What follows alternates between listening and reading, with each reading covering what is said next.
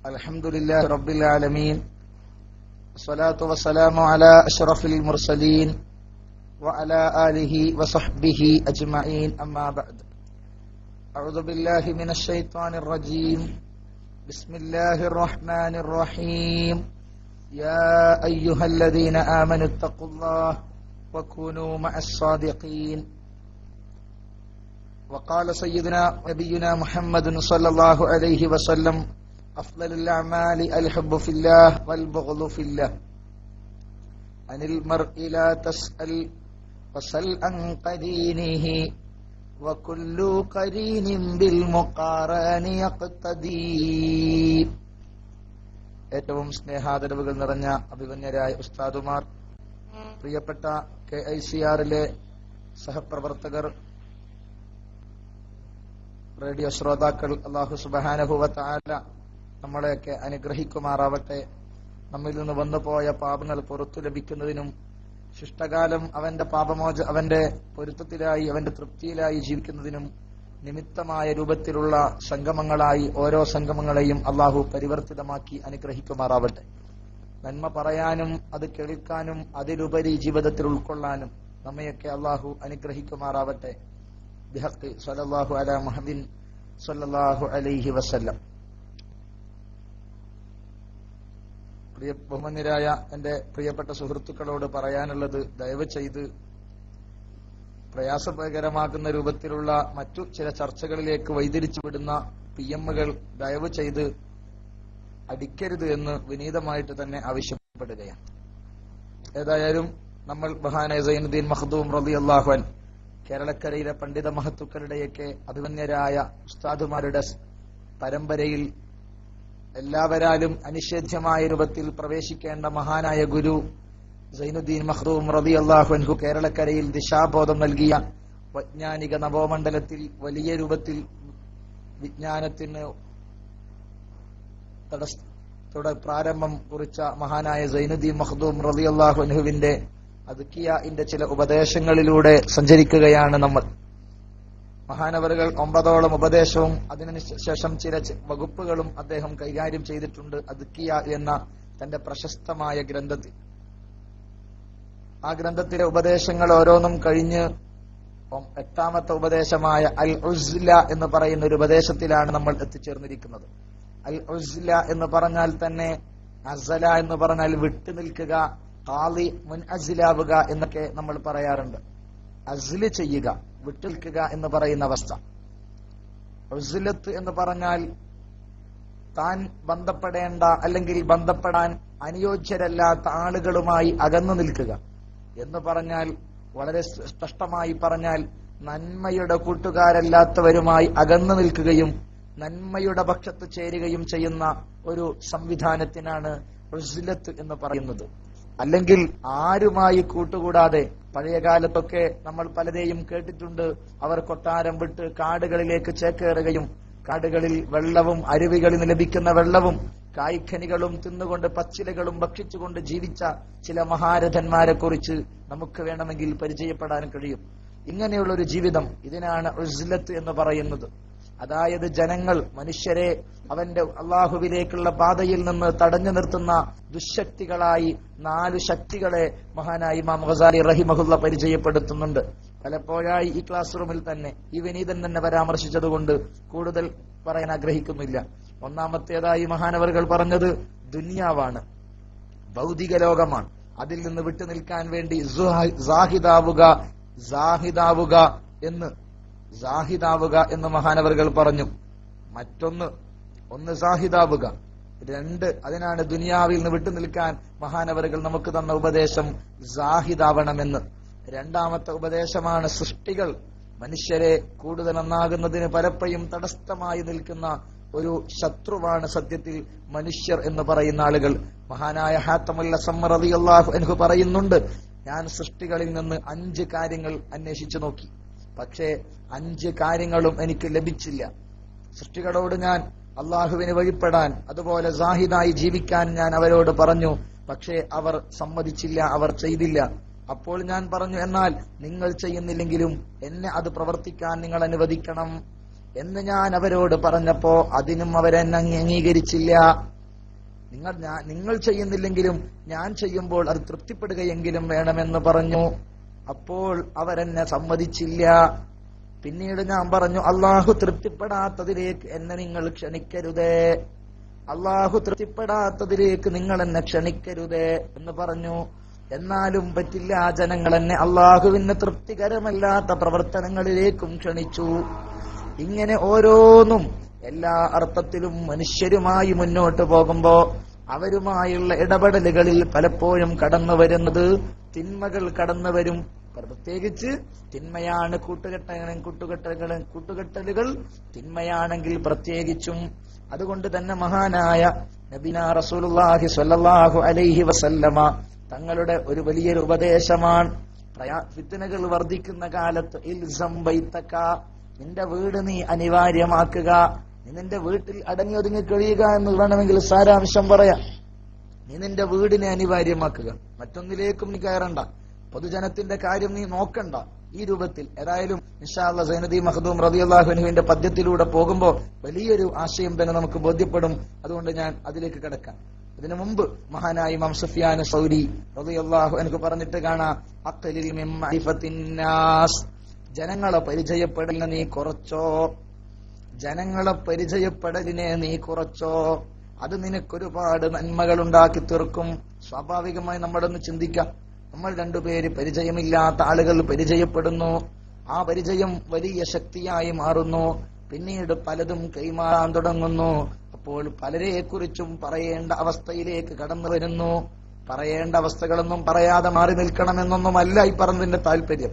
പക്ഷേ പലപ്പോഴും നമ്മൾ ചേരുമ്പോ കൂടുമ്പോ പലപ്പോഴും നമ്മൾ ഇഷ്ടപ്പെടാത്ത അല്ലെങ്കിൽ നമ്മൾ പറയാൻ പാടില്ലാത്ത പലതും പറയാനുള്ള സാഹചര്യങ്ങൾ നമുക്ക് സമ്മേളിക്കുന്നു.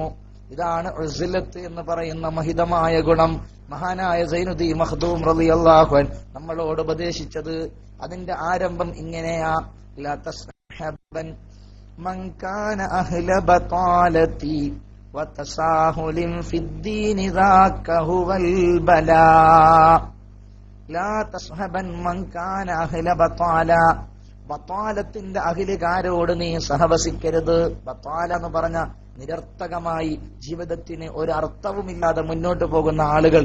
രാവിലെ മഹാന്മാര് പറഞ്ഞതുപോലെ നഹാറൂക ബത്താലുൻ വലൈലൂക നായിമു വഐശൂക യാ മിസ്കീനു ഐശുൽ ബഹായിമീ.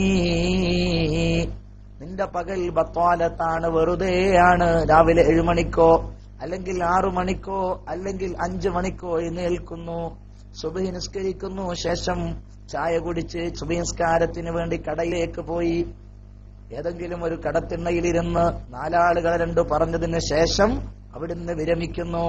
അങ്ങനെ 7-8 മണി കഴിയുമ്പോ ഒന്ന് ചെറുങ്ങനെ മയങ്ങുകയോ അല്ലെങ്കിൽ ചില പ്രവർത്തനങ്ങളോ നടത്തി ഇങ്ങനെ ദിവസം ഇങ്ങനെ കടന്നു പോകുന്നു. ചിലപ്പോൾ ഒരു പണിയില്ലാത്ത ആളുകളാണെങ്കിൽ പറയേണ്ടിയും വരില്ല, വീടുകളിൽ നിന്ന് എന്തൊക്കെയോ പ്രവർത്തനങ്ങളിൽ ഏർപ്പെട്ട് ഹറാമും ഹലാലുമെന്നും തിരിച്ചറിയാതെ ഏതിലും വഴിപ്പെട്ടുകൊണ്ട് മുന്നോട്ട് പോകുന്നു. ഇങ്ങനെയുള്ള ബനഹാറൂക ബത്താലുൻ, നിന്റെ പകൽ ബത്താലത്തിലാണ്. വലൈലൂക നായിമു, നിന്റെ രാത്രിയാണെങ്കിൽ ഉറക്കുമാണ്. രാത്രി 10-11 മണിയാകുമ്പോഴേക്കും കിടന്നുറങ്ങി. ഉറങ്ങണ്ടെന്നല്ല, കിടന്നുറങ്ങുന്നു, മറ്റൊരു കർമ്മമില്ല, ഉറക്കിന്റെ മര്യാദകൾ പാലിക്കപ്പെടുന്നില്ല, അതിനെക്കുറിച്ചുള്ള ചിന്തയില്ല, അങ്ങനെ കിടന്നുറങ്ങുന്നു. വഐശൂക യാ മിസ്കീനു ഐശുൽ ബഹായിമീ, ഓ സാധു നിന്റെ ജീവിതം, ഓ സാധു നിന്റെ ജീവിതം ഐശുൽ ബഹായിമീ, നാൽക്കാലിയുടെ ജീവിതമാണ്. മലയാള ഭാഷയിൽ ഒരു മലയാള കവി, മാപ്പിളപ്പാട്ടുകാരനായ ഒരു കവി, സത്യത്തിൽ അയാൾ പറഞ്ഞതും പാടിയതും എത്ര കണ്ട് അയാളുടെ ഉദ്ദേശിച്ചൊന്നും അറിയില്ല, എന്നാൽ പോലും പാട്ട് വളരെ അർത്ഥവത്താണല്ലോ. ജന്മം കൊണ്ട് നാം ഇരുകാലി, കർമ്മം കൊണ്ട് നാം നാൽക്കാലി. വളരെ അർത്ഥവത്തായ ഒരു ഗാനം. ജന്മം കൊണ്ട് നാം ഇരുകാലി, കർമ്മം കൊണ്ട് നാം നാൽക്കാലി എന്ന് പറയപ്പെടുന്ന ഒരവസ്ഥ. ഇതാണ് സത്യത്തിൽ ഇന്നിന്റെ വർത്തമാനകാല മുസൽമാന്റെ ജീവിതം എന്ന് പറയുമ്പോ. ലാ തസ്ഹബൻ മൻ കാന അഹ്ല ബത്താല ബത്വാലത്തിന്റെ ആൾക്കാരോട് നീ സഹവസിക്കരുത്. വതസാഹുലിൻ ഫിദ്ദീനി ദാക ഹുവൽ ബലാ. ദീനിൽ നിസ്സാരമായി കാണുന്ന, ദീനിന്റെ വിഷയങ്ങളെ പരിഗണിക്കാതെ അശ്രദ്ധയായി കാണുന്ന നമസ്കാരം അതെങ്ങനെയെങ്കിലും നിർവഹിച്ചാൽ മതി. മറ്റ് സ്വതക്ക അതെങ്ങനെയായാലും കുഴപ്പമില്ല. പിന്നെ കളവ് പറയുന്ന വിഷയം അതത്ര വിഷയമേ അല്ല. തൊട്ടതിനും എടുത്തതിനും കളവ്. ഒരു മൊബൈൽ ഫോണിൽ കോള് വരുമ്പോ അവിടുന്ന് എത്ര കളവുകളാ പറഞ്ഞു പോകുന്നത്, അറിഞ്ഞോ അറിയാതെയോ. നിസ്സാരമായ ആവശ്യങ്ങൾക്ക് പോലും കളവുകളുടെ കൂട്ടങ്ങൾ വേണമെങ്കിൽ സമ്മേളിച്ചേക്കും. ഇങ്ങനെ വതസാഹുലിൻ ഫിദ്ദീൻ, ദീനിന്റെ വിഷയത്തിൽ അശ്രദ്ധയുള്ള, അലംഭാവമുള്ള, നിസ്സാരതയുള്ള ആളുകളോടും സഹവസിക്കരുത്. ദാക ഹുവൽ ബലാ. അങ്ങനെ സഹവസിക്കേണ്ട അവസ്ഥ വരുന്നുവെങ്കിൽ അത് വല്ലാത്തൊരു പരീക്ഷണമാണ്. ദാക ഹുവൽ ബലാ, അത് പരീക്ഷണമാണ്. അതാണ് പരീക്ഷണം. വളരെ ഗൗരവത്തോടെ കാണണം. ദാക ഹുവൽ ബലാ. ലാ തസ്ഹബൻ മൻ കാന അഹ്ല ബതാലതി വതസാഹുലിൻ ഫിദ്ദീനി ദാക ഹുവൽ ബലാ. ബതാലത്തിന്റെ ആൾക്കാരോട് ദീനിൽ നിസ്സാരമായി, ദീനിന്റെ വിഷയങ്ങളെ ഗൗരവത്തിലെടുക്കാതെ, അതൊന്നും ഒരു വിഷയമുള്ള കാര്യമല്ല, അതൊക്കെ ഒരു സില്ലി കാര്യമാണെന്ന രൂപത്തിൽ കണക്കാക്കുന്ന ആളുകളോട് സഹവസിക്കരുത്. അവരോട് സഹവസിച്ചാൽ ദാക ഹുവൽ ബലാ, ആ സഹവാസം വലിയ പരീക്ഷണമാണ്. അള്ളാഹു നമ്മളെ കാക്കുമാറാവട്ടെ. പലപ്പോഴും പല രക്ഷിതാക്കളും നമ്മുടെ അവരുടെ മക്കളെ കുറിച്ച് പലപ്പോഴും പരാതി പറയുന്ന കേൾക്കാറുണ്ട്. അവൻ 10ാം ക്ലാസ് വരെ വളരെ നല്ല കുട്ടിയായിരുന്നു, പക്ഷേ +1 പോകലോടുകൂടി, അല്ലെങ്കിൽ ഡിഗ്രിക്ക് ഇന്ന കോളേജിൽ പോകലോടുകൂടി പിന്നെ അവന്റെ കൂട്ടുകെട്ടുകൾ മാറി, പിന്നെ അവനെ പിടിച്ചാൽ കിട്ടാത്ത ശൈലിയിലേക്ക് മാറി. എന്തേ കാരണം? ബത്താലത്തിന്റെ ആൾക്കാരോട്, തസാഹുലിന്റെ ആൾക്കാരോട് കൂടി എന്നതാണ്. നമ്മളൊരു നമസ്കാരത്തിലൊക്കെ കൃത്യമായി ശ്രദ്ധ ചെലുത്തുന്ന ആളുകളാണെങ്കിൽ നമ്മൾ സ്വാഭാവികമായ ഒരു നമസ്കാരവും ശ്രദ്ധിക്കാത്ത ആളുകളോടൊപ്പം 4 ദിവസം ചേർന്നാൽ അവന്റെ അശ്രദ്ധ നമ്മിലേക്ക് കടന്നു വരും. വതസാഹുലിൻ ഫിദ്ദീൻ, ദീനിലുള്ള അശ്രദ്ധ, ദീനിലുള്ള അലംഭാവം, ദീനിൽ നിസ്സാരമായി കാണുക. തസാഹുൽ എന്ന് പറഞ്ഞാൽ ദീനിൽ അലംഭാവം അല്ലെങ്കിൽ അശ്രദ്ധ, നിസ്സാരത എളുപ്പമായി കാണുക, ഒന്നും വിഷയമല്ല, ലാഘവത്വത്തോടെ കാണുക. ഇതാണ് തസാഹുലിന്റെ അർത്ഥം. തസാഹുൽ എന്ന് പറഞ്ഞ സഹൽ എന്ന് പറയുന്ന എളുപ്പം. സഹിൽ എന്ന് പറഞ്ഞ ലാഘവത്വം. തസാഹുൽ ലാഘവമായി കാണുക. ഒരു വിഷയത്തെയും ഗൗരവമായി, ഇസ്ലാമിന്റെ വിഷയം എല്ലാം ഗൗരവമായി കാണണമല്ലോ, അതങ്ങനെ കാണാതിരിക്കുക. അതിന്റെ പേരാണ് തസാഹുൽ എന്ന് പറയുന്നത്. ഏതായാലും തസാഹുലിൻ, അങ്ങനെ നമ്മുടെ കുട്ടികളെയൊക്കെ ഭയക്കാൻ പലപ്പോഴും കാരണമായി കാണുന്ന വലിയൊരു കാരണം കൂട്ടുകെട്ട്. താൻ കൂടിയത് പഴച്ചുപോയി. ഇന്നയാളിപ്പം കൂടിയോണ്ടാവും മോശമായത് പലരും പറയാറുള്ള ഒരു വിഷയമാണ്. അതാണ് മഹാന്മാര് പറയുന്നത്. കൂടുമ്പോൾ ശ്രദ്ധിക്കണം. സയ്യിദുനാ റസൂലുള്ളാഹി സ്വല്ലല്ലാഹു അലൈഹി വസല്ലം പറഞ്ഞു, അൽ മർഉ അലാ ദീനി ഖലീലി, അൽ മർഉ അലാ ദീനി ഖലീലി, അൽ മർഉ അലാ ദീനി ഖലീലി. ഏതൊരാളും അവന്റെ സുഹൃത്തിന്റെ, അവന്റെ സഹോദരന്റെ മതത്തിന്മേലാണ്, അവന്റെ ചങ്ങാതിയുടെ ആശയത്തിന്മേലാണ്, ചങ്ങാതിയുടെ ആദർശത്തിന്മേലാണ്, ചങ്ങാതിയുടെ സ്വഭാവത്തിന്മേലാണ്, ചങ്ങാതിയുടെ മതത്തിന്മേലാണ്. അവനേത് ശൈലിയിലാണോ അതിലേക്ക് ഇവനും പരിവർത്തിതമാകും. അറിഞ്ഞോ അറിയാതെയോ പരിവർത്തിതമാകും. അതുകൊണ്ട് ഫൽയൻളുർ അഹദുക്കും, ഹബീബായ റസൂലുള്ളാഹി സ്വല്ലല്ലാഹു അലൈഹി വസല്ലം പറയുന്നു, ഫൽയൻളുർ അഹദുക്കും, നിങ്ങളിൽ ഓരോരുത്തരും വളരെ കൃത്യമായി ആലോചിക്കട്ടെ, മയ്യുഖാലിൽ, ആരെയാണ് സുഹൃത്തായി തെരഞ്ഞെടുക്കുന്നതെന്ന്.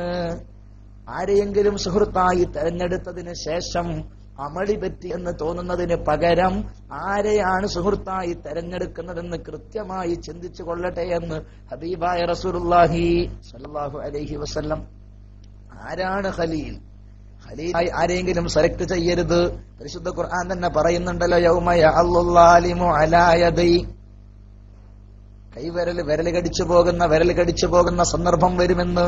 യാ ലൈതനീ ലം അത്തഖിദ് ഫുലാനൻ ഖലീല, എന്റെ നാശമേ, ഞാൻ ഇന്നയാളെ ചങ്ങാതിയായി സെലക്ട് ചെയ്തിട്ടില്ലായിരുന്നെങ്കിൽ എനിക്ക് വളരെ സറാഹത്താകുമായിരുന്നു, എനിക്ക് പ്രയാസാവില്ലായിരുന്നു. യാ വൈലത്ത ലൈതനീ ലമ്മത്തഖിദ് ഫുലാനൻ ഖലീല. അവനാണ് എന്നെ പ്രിയപ്പിച്ചത്, അവനെ സുഹൃത്തായി സെലക്ട് ചെയ്തിട്ടില്ലായിരുന്നെങ്കിൽ എത്ര മെച്ചമാകുമായിരുന്നു.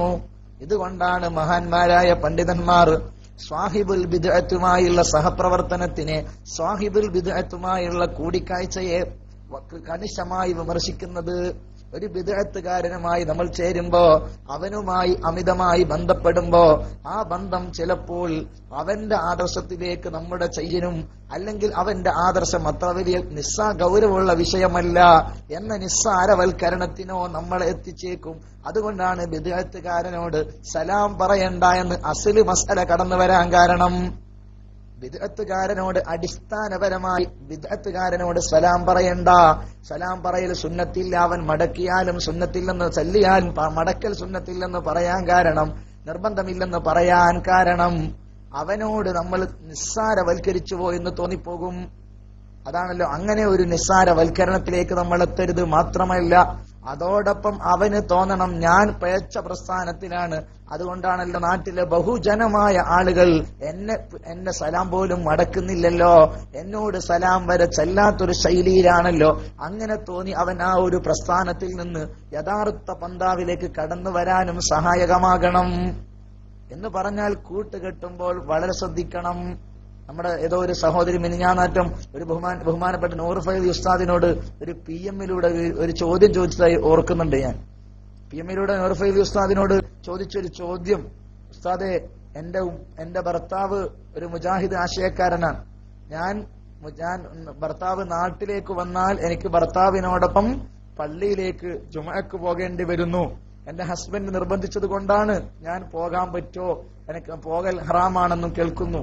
ഇവിടെ ഇങ്ങനെ ഒരു സാഹചര്യം നമ്മുടെ ആ സഹോദരിക്ക് അള്ളാഹു, ആ ചോദിച്ച സർവൃത്തിയായ സഹോദരിക്ക് അള്ളാഹു നല്ല രൂപത്തിൽ ആ സഹോദരിയുടെ ഭർത്താവിന് ഹിദായത്ത് നൽകുമാറാവട്ടെ. സാന്ദർഭികമായി ദുആ ചെയ്യാം. കാരണം അങ്ങനെയൊക്കെ കുടുങ്ങിപ്പോവാന്ന് പറഞ്ഞ വലിയ വിഷമമാണ്. എന്റെ പരിചയത്തിൽ തന്നെ ഉണ്ടായിരുന്നു ഒരു സഹോദരി, സുന്നിയായ സഹോദരിയാണ്. പക്ഷെ അവളെ മുജാഹിദുകാരൻ കല്യാണം കഴിക്കുകയും മുജാഹിദുകാരന് പലപ്പോഴും പള്ളിയിലേക്ക് ക്ഷണിച്ചപ്പോൾ ഈ പെണ്ണ് പള്ളിയിലേക്ക് പോയില്ല എന്ന് മാത്രമല്ല, അവസാനം ഉമ്മയുടെ ഒരു കമന്റ് കൂടിയുണ്ട്.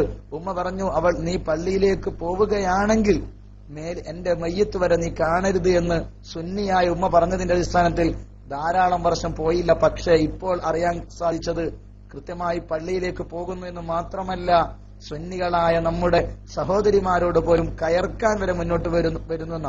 എന്താ കാരണം? ഭർത്താവ് എന്ന് പറയുന്ന താൻ ഏറ്റവും ബന്ധപ്പെടുന്ന തന്റെ ഭർത്താവ്, തന്റെ ഹസ്ബൻഡ് മുജാഹിദുകാരനായി, അതുകൊണ്ട് അറിയാതെ അല്ലെങ്കിൽ അറിഞ്ഞു തന്നെ മുജാഹിദ് ആദർശത്തിലേക്ക് അവന് ചേക്കേറി. ഇതാണ് അവരുമായുള്ള കൂട്ടുകൂടലിൽ നിന്ന് നമുക്ക് ലഭ്യമാകുന്ന നഷ്ടം. അള്ളാഹു നമ്മളെ കാക്കുമാറാവട്ടെ. ഇനി അതുകൊണ്ട് തന്നെ പാമ്പിനെ കൊല്ലുന്നിടത്ത് മുജാഹിദ് ഒരുമിച്ച് കൂടിയാൽ അവനെ കാണാനും അവൻ കൊല്ലുന്ന പാമ്പിനെ കൊല്ലാൻ പോകരുതെന്നും അർത്ഥവും വെക്കരുത്. അങ്ങനെ ചില ആളുകൾ വെച്ചതാണ് കേരളക്കരയിൽ വലിയ പ്രശ്നങ്ങൾ സൃഷ്ടിച്ചത്. അള്ളാഹു നമുക്കൊക്കെ ഖൈറും യഥാർത്ഥമായ ജ്ഞാനവും പ്രദാനം ചെയ്യുമാറാവട്ടെ. ഏതായാലും പറഞ്ഞു വന്നത്, അപ്പോ ആ ഒരു ഭാഗം, നമ്മൾ ആരോട് കൂടണം, നമ്മൾ ആരോട് കൂടരുത്, ഇതൊരു വലിയ ഗൗരവമുള്ള വിഷയം തന്നെയാണ്. തനിക്ക് കിട്ടുന്ന ആളുകൾ, കാരണം ചിലപ്പോൾ നമ്മൾ ചിന്തിക്കും നമ്മുടെ നന്മ അയാളിലേക്കും പകരാമല്ലോ. അതത്ര എളുപ്പത്തിൽ പോകൂല. അതങ്ങനെയാ, നമ്മുടെ നന്മ അത്ര പെട്ടെന്ന് എളുപ്പത്തിൽ അങ്ങോട്ട് പോകൂല എന്ന ഒരുപാട് കവിതയൊക്കെ വേണം കാണാൻ പറ്റും. നമ്മുടെ നന്മ അങ്ങോട്ട് പോകുന്നതിനപ്പുറം അവരുടെ തിന്മ നമ്മളിലേക്ക് ചേക്കേറാനാണ് സാധ്യത കൂടാറ്. അള്ളാഹു നമ്മളെ അനുഗ്രഹിക്കുമാറാവട്ടെ.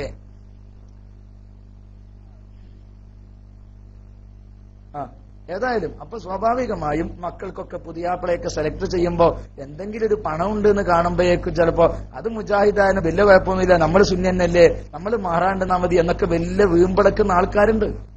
അതുപോലെ മകൾക്ക് പുതിയാപ്പിളെടുക്കുമ്പോൾ മകന് പെണ്ണിനെടുക്കുമ്പോഴൊക്കെ നമ്മൾ അങ്ങനെ മുജാഹിദായോടൊന്നും വലിയ വിഷയമൊന്നും വരൂല. കാരണം നമ്മൾ സുന്നിയാണല്ലോ, നമ്മളതിൽ മാറൂല എന്നൊക്കെ ഇങ്ങനെ ഉറച്ചു പറയും. നമ്മ പഴയ ഒരു അമ്മോച്ചന്റെ കഥ പറയലുണ്ടല്ലോ, പെണ്ണിന്റെ അമ്മോച്ചന്റെ കഥ പറയലുണ്ടല്ലോ. ഒരാള് മുജാഹിദും മറ്റാള് സുന്നിയായപ്പോ രണ്ടുപേര് സംഗമിച്ച വേളയിൽ ഇയാൾ എങ്ങനെ കൈകെട്ടാൻ തിരിയാണ്ട് നെഞ്ചിന്റെയും ഒരു കൈ നെഞ്ചിന്റെ മേലെ ഒരു കൈ പൊക്കേണ്ടതായ നെഞ്ചിന്റെ താഴെയും വെച്ച് നെഞ്ചിന് താഴെയും വെച്ചുള്ള ഒരു കഥയൊക്കെ സംഗതി അങ്ങനെയൊക്കെ സംഭവിക്കാറുണ്ട് സത്യത്തിൽ. എന്ന് പറഞ്ഞാൽ ഈ ഒരു ആദർശത്തെ നമുക്ക് പലപ്പോഴും പണയം വെക്കേണ്ട ഒരു അവസ്ഥ ഉണ്ടാവരുത്. അള്ളാഹു നമ്മൾ അനുഗ്രഹിക്കുമാറാവട്ടെ. നമ്മളുമായി ബന്ധപ്പെട്ടവരിലോ മറ്റോ അങ്ങനെ എന്തെങ്കിലും തിരിഞ്ഞു പോയ ആളുകളുണ്ടെങ്കിൽ അള്ളാഹു അവർക്ക് യഥാർത്ഥ പന്താവ് നല്ല രൂപത്തിൽ മനസ്സിലാക്കാനുള്ള മാർഗം അള്ളാഹു തുറന്നു കൊടുക്കുമാറാവട്ടെ. ബിദ്അത്തിന് പ്രത്യേകം തൗബ ലഭിക്കാൻ പ്രയാസം. കാരണം ബിദ്അത്തുകാരന് ഞാനൊരു മുബ്തദിയാണെന്നോ അല്ലെങ്കിൽ ഞാനൊരു പേച്ച ആളാണെന്നോ തോന്നൂല എന്നാ. അതുകൊണ്ടാണ് ബിദ്അത്തുകാരന് വലിയ പ്രയാസം. തിന്മ ചെയ്യുന്ന ആളുകളും ഫാസിക്കും മുബ്തദിയും ഒരേ ഡിഗ്രിയിൽ പലപ്പോഴും എണ്ണാറുണ്ടെങ്കിൽ പോലും മുബ്തദി കഴിഞ്ഞ് ഫാസിക്കായ ആളുകൾക്ക് തൗബക്ക് അത്ര പ്രയാസം ഉണ്ടാവില്ല. പക്ഷെ മുബ്തദീന് തൗബക്ക് കൂടി പ്രയാസകരമാണ്. അതുകൊണ്ടാണ് മുബ്തദീന് ഒന്നുകൂടി ഓവറായി വരുന്നത്. സത്യത്തിൽ മുബ്തദിയും ഫാസിക്കും ഏറെക്കുറെ സെയിം തന്നെയാണ്. മുബ്തദീനോട് സലാം പറയണ്ട, ഫാസിക്കിനോടും സലാം പറയണ്ട എന്ന് തന്നെയാണ്. പക്ഷേ മുബ്തദിന് ബിദ്അത്തിനെ തൊട്ട് തൗബ പെട്ടെന്ന് സാധിക്കൂല, വളരെ പ്രയാസകരമാണ്. ഫാസിക്കിന് തൗബ സാധിക്കും, അത്ര പ്രയാസകരമല്ല, അവന്റെ അത്ര പ്രയാസകരമല്ല. ഏതായാലും അള്ളാഹു നമ്മളെയൊക്കെ ഹൈറിന്റെ അഹ്ലുകാരിൽ ഉൾപ്പെടുത്തി അനുഗ്രഹിക്കുമാറാവട്ടെ. പറഞ്ഞു വന്നത് ഉറ്റ സുഹൃത്തിന്റെ തെരഞ്ഞെടുക്കൽ എങ്ങനെ? ഓക്കെ. അപ്പൊ ഏതായാലും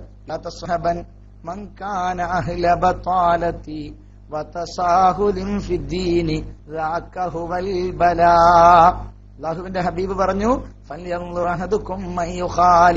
ആരെയാണ് സുഹൃത്തായി തെരഞ്ഞെടുക്കുന്നതെന്ന് വളരെ കൃത്യമായി ആലോചിക്കട്ടെ.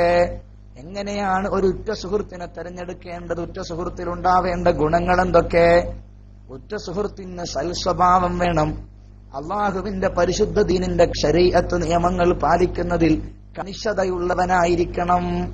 ശരീഅത്തിന്റെ ദീൻ, ശരീഅത്തിന്റെ നിയമങ്ങളിൽ കണിശതയുള്ളവനാകണം. നമസ്കാരത്തിന്റെ കാര്യത്തിൽ, ജമാഅത്തിന്റെ കാര്യത്തിൽ തുടങ്ങി ഇസ്ലാമിലെ കൃത്യമായ അനുഷ്ഠാന കർമ്മങ്ങളിലും ആദർശങ്ങളിലും നിഷ്ഠ ഉള്ളവനായിരിക്കണം. അതങ്ങനെയായാലും മതി, ഇങ്ങനെയായാലും മതി എന്ന അലംഭാവമോ അയകൊയമ്പൻ സമീപനമോ ഉള്ള ആളാവരുത്. ഒന്നത്. അതുപോലെ സ്വഭാവം ക്ലിയർ ആയിരിക്കണം, ദീനീയത്തായിരിക്കണം. ഇന്നലെ ഞാൻ ഓർത്തുപോവാ, മിനിഞ്ഞാന്നൊരു ഒരു ചെറുപ്പക്കാരന്റെ കൂടെ ബൈക്കിൽ കയറി പിൻ സീറ്റിൽ ബൈക്കിൽ ഇരുന്നു. അപ്പോൾ ആ സുഹൃത്ത് മറ്റൊരു സുഹൃത്തിനെയും കൂടി വിളിച്ചുകൊണ്ട് പറഞ്ഞു, മൂന്നാളിരിക്കും എന്ന് പറഞ്ഞാൽ നമുക്ക് മൂന്നാൾക്ക് വന്നിട്ട് പോകാൻ പ്രയാസമൊന്നും ഇല്ലല്ലോ, യാത്ര ചെയ്യാൻ മൂന്നാൾക്ക് പോകാമെന്ന്. അപ്പോൾ ഈ മൂന്നാമനായ ചെറുപ്പക്കാരൻ പറയാണ്, ഈ വണ്ടിന്റെ ഉടമക്ക് മൂന്നാള് പോകുന്നത് ഇഷ്ടമുണ്ടാവൂല എന്ന് പറഞ്ഞാൽ വണ്ടിന്റെ ഉടമയല്ല നമ്മളെ മൂന്നാളെ കയറ്റാൻ ഉദ്ദേശിച്ചത്. ഈ വണ്ടിന്റെ ഉടമക്ക് 3 പേര് യാത്ര ചെയ്യുന്നത് ഇഷ്ടമുണ്ടാകൂല. ആലോചിക്കണം നമ്മള്. അങ്ങനെ ചിന്തിക്കുന്ന ചെറുപ്പക്കാരുണ്ട്. അള്ളാഹു അവർക്കൊക്കെ നല്ല ബുദ്ധിനെയും നൽകുമാറാവട്ടെ. അവരെ പോലുള്ള ആളുകളൊക്കെയാണ് വലിയ മൗലികങ്ങളുമായി നമുക്ക് വേണ്ടത്. അവരുടെയൊക്കെ പ്രാർത്ഥന, അവരുടെയൊക്കെ സാന്നിധ്യമായിരിക്കും പലപ്പോഴും നമ്മുടെ മുന്നോട്ടുള്ള ഗമനത്തിന് വരെ സാധിക്കുന്നത്. ആലോചിക്കണം. വളരെ ഒരു വലിയ, അതുപോലെ മുമ്പൊരിക്കൽ എനിക്കൊരു ഓർമ്മയുണ്ട്. ഇതേപോലെ ഒരു ദിവസത്തില് ഭക്ഷണം കഴിക്കാൻ ഇരുന്നപ്പോ ഒരു ചെറുപ്പക്കാരൻ, ഒരു സഹോദരൻ ഭക്ഷണം കഴിക്കുന്നില്ല. ഒരു സഹോദരൻ 2 കറിയുണ്ട്, മീൻകറിയും അതുപോലെ വളരെ താഴ്ന്ന മീൻ, നല്ല തരക്കേടില്ലാത്തൊരു കറിയാ, മറ്റൊന്നും അത്ര പോരാ. ഏതായാലും മീൻകറി ആ സുഹൃത്ത് തിന്നുന്നില്ല. നമ്മളൊക്കെ മീൻകറി തിന്നു, ആ സുഹൃത്ത് മീൻകറി തിന്നുന്നില്ല. അവസാനം ആ സുഹൃത്തിന്റെ മീൻകറി തിന്നാത്തെന്ന് ചോദിച്ചപ്പോ ഒന്നും കൂടുതലൊന്നും പറഞ്ഞില്ല. പിന്നീട് കൂടുതൽ നിർബന്ധിച്ചപ്പോ, കാരണം മീൻ കൃത്യമായി തിന്നുന്ന സഹോദരനാണല്ലോ, എന്തേ തിന്നാത്തതെന്ന് ചോദിച്ചപ്പോ ആ സഹോദരൻ പറഞ്ഞ മറുപടി, ആ സുഹൃത്ത് പറഞ്ഞ മറുപടി, അത് ഇന്നയാള് എന്ന് പറഞ്ഞാൽ ആ മീൻ കൊണ്ടുവന്നത് അല്പം പലിശക്കൊക്കെ കൊടുക്കുന്ന, പലിശ ഷീട്ടൊക്കെ കളിക്കുന്ന ഒരാളാണ്. അപ്പൊ അത് അയാളുടെ പണം അത്ര ശുദ്ധാണെന്ന് എനിക്ക് തോന്നുന്നില്ല, അതുകൊണ്ടാണ് ഞാൻ കഴിക്കാതിരുന്നത്. നമ്മൾ ആലോചിക്കണം. ഇങ്ങനെയൊക്കെ ചിന്തിക്കുന്നവരും ഇപ്പോഴും ഭൂമിലോകത്തൊക്കെ ഉണ്ട്. അള്ളാഹു നമുക്കൊക്കെ ആ ഒരു രൂപത്തിലുള്ള ചിന്തയും പ്രവർത്തനവും ഒക്കെ തൗഫീഖ് ചെയ്യുമാറാവട്ടെ. ഉപ്പയുടെ ഒരൊറ്റ മിനിറ്റ് സുഹൃത്തെ.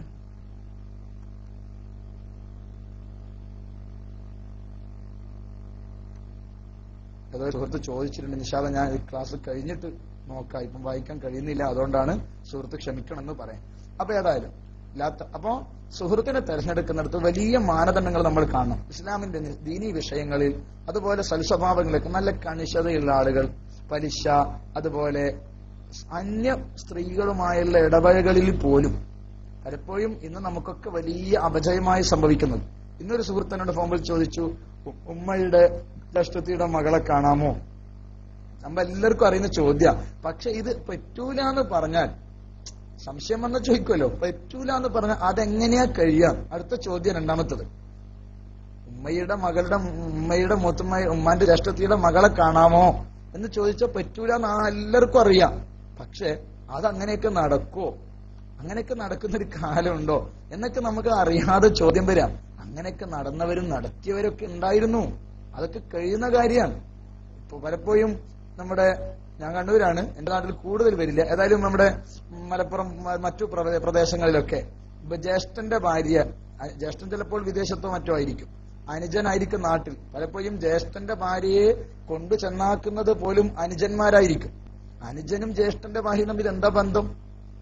ജ്യേഷ്ഠനും അനുജനും, അനുജന്റെ ഭാര്യയും ജ്യേഷ്ഠനും തമ്മിൽ ഒരു ബന്ധമില്ല. ജ്യേഷ്ഠന്റെ ഭാര്യയും അനുജനും തമ്മിൽ ഒരു ബൈക്കിൽ ചിലപ്പോൾ അവര് പരസ്പരം യാത്ര ചെയ്യുന്നത് പോലും അവരെ സംബന്ധിച്ച് വലിയ വിഷയമേ അല്ല.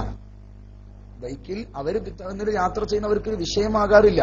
ജ്യേഷ്ഠന്റെ ഭാര്യയും ജ്യേഷ്ഠന്റെ ഭാര്യയെ ബൈക്കിൽ കൊണ്ട് ചിലപ്പോൾ ഹോസ്പിറ്റലിലേക്കോ അല്ലെങ്കിൽ അവളുടെ വീട്ടിലേക്കോ അല്ലെങ്കിൽ മറ്റു കല്യാണ വീടുകളിലേക്കോ ചിലപ്പോൾ കൊണ്ടുപോകുന്നത് പ്രിയപ്പെട്ട ഈ അനുജനായിരിക്കും. സത്യത്തിൽ ഒന്നും വലിയ ദൃഷ്ടിയൊന്നുമില്ല.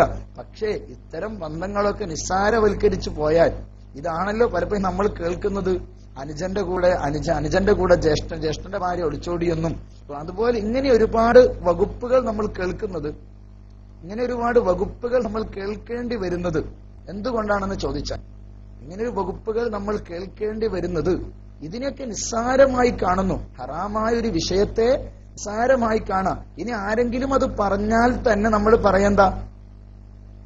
ഇനി ആരെങ്കിലും അത് പറഞ്ഞാൽ തന്നെ നമ്മൾ പറയുന്നത് എന്തായിരിക്കും? കൂടി എന്നാൽ ആരെങ്കിലും നമ്മളോട് പറഞ്ഞാൽ അതൊന്നും അങ്ങനെയൊന്നും പറയാൻ കഴിയില്ല, അങ്ങനത്തെ ഒരു യുഗല്ലേ എന്നാണ് നമ്മൾ പറയാ. അങ്ങനെയല്ലല്ലോ പറയേണ്ടത്.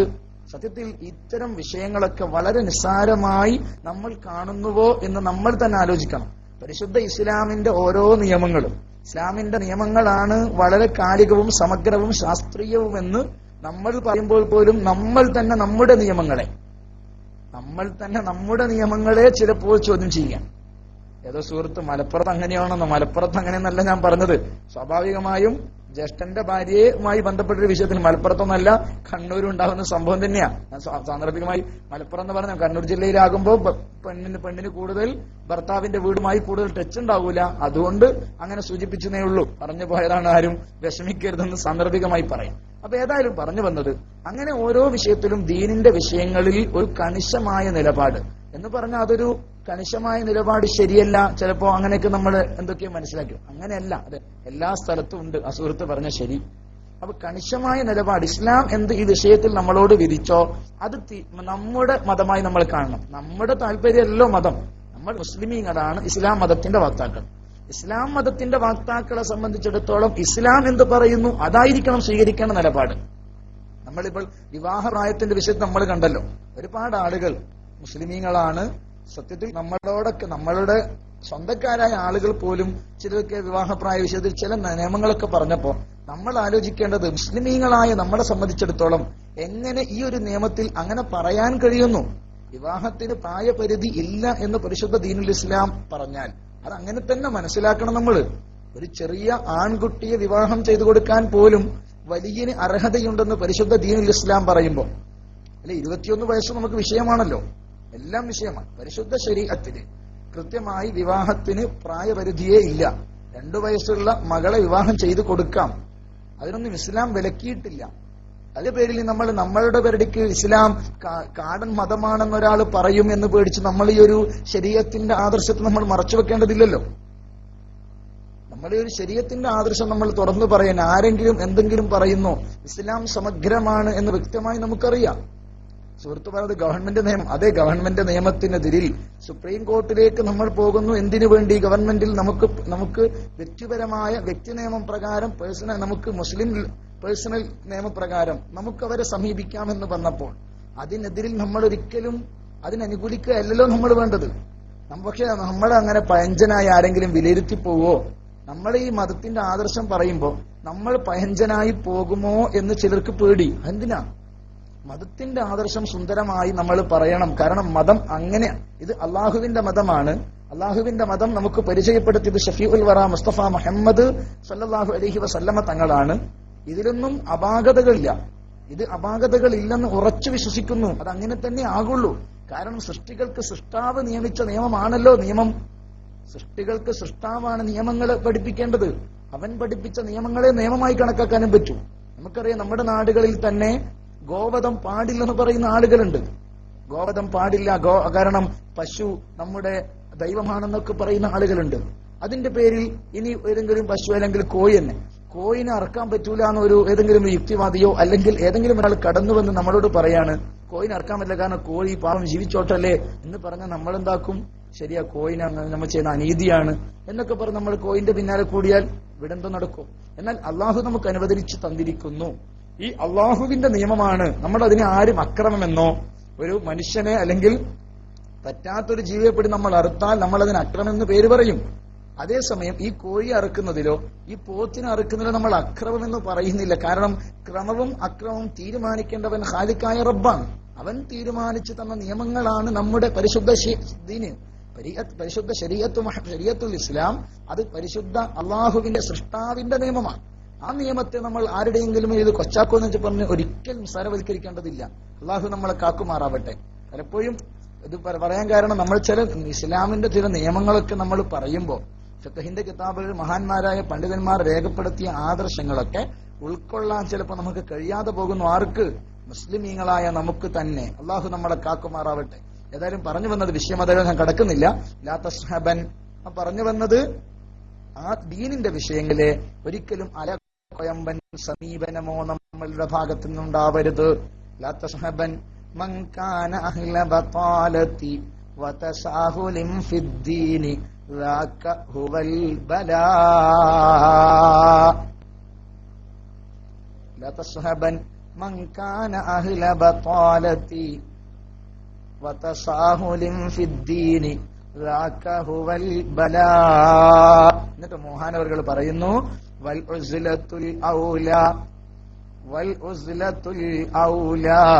ഇദാ ഫസദ الزمن أو خاف من فتن بدين مبتلى والعزلة الأولى. ഉസ്ലത്താണ് ഏറ്റവും നല്ലത്. ഉസ്ലത്താണ് ഏറ്റവും നല്ലത്. എന്താ ഉസ്ലത്ത്? അറിയാലോ. ഉസ്ലത്ത് എന്ന് പറഞ്ഞാലാണല്ലോ നമ്മൾ ഈ പറഞ്ഞ വിഷയം.